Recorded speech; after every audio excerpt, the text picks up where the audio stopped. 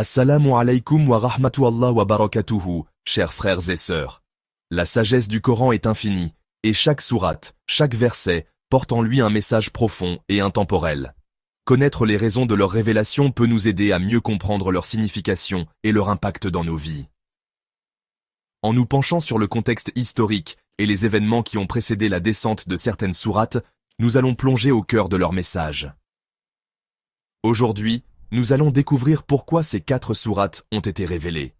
Sourate An-Nas Al-Falaq, protection contre la sorcellerie. Sourate Al-Ikhlas, affirmation de l'unicité d'Allah. Sourate Al-Kafirun, refus du polythéisme. Et Sourate Al-Masad, châtiment d'Abu Lahab. Préparez-vous à un voyage fascinant à travers les révélations divines.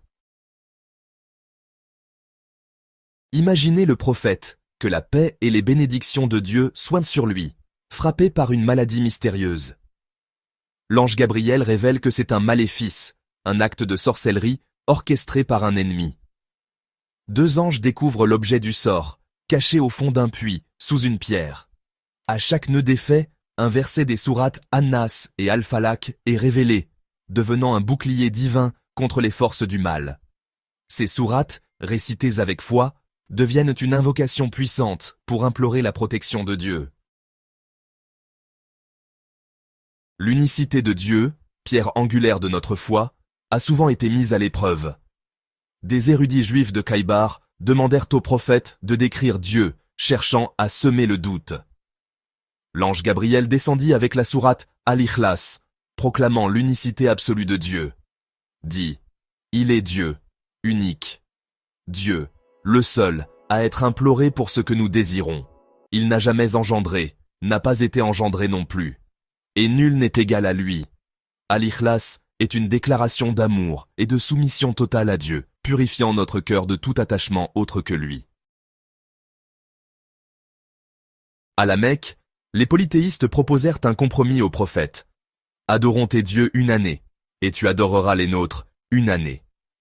Le prophète refusa catégoriquement, car la vérité n'est pas négociable. Dieu révéla la sourate Al-Kafirun, une déclaration ferme de la séparation entre la foi et l'incroyance. Dit, ô vous les incroyants, je n'adore point ce que vous adorez, et vous n'êtes pas adorateurs de ce que j'adore. À vous votre religion, et à moi ma religion. Al-Kafirun est un appel à la fermeté et au courage de défendre ses convictions. Parmi les opposants les plus virulents au message du prophète se trouvait son oncle, Abu Lahab. Un jour, Abu Lahab interrompit brutalement le prophète, proférant des insultes et des malédictions. Dieu révéla la sourate Al-Masad, une condamnation sans appel de Abu Lahab et de son épouse, que périssent les 2 mains d'Abu Lahab et que lui-même périsse. Sa fortune ne lui servira à rien, il sera brûlé dans un feu ardent. De même, sa femme, porteuse de bois, aura au cou une corde de fibres. Al-Masad est un rappel que l'orgueil et la haine conduisent à la perte.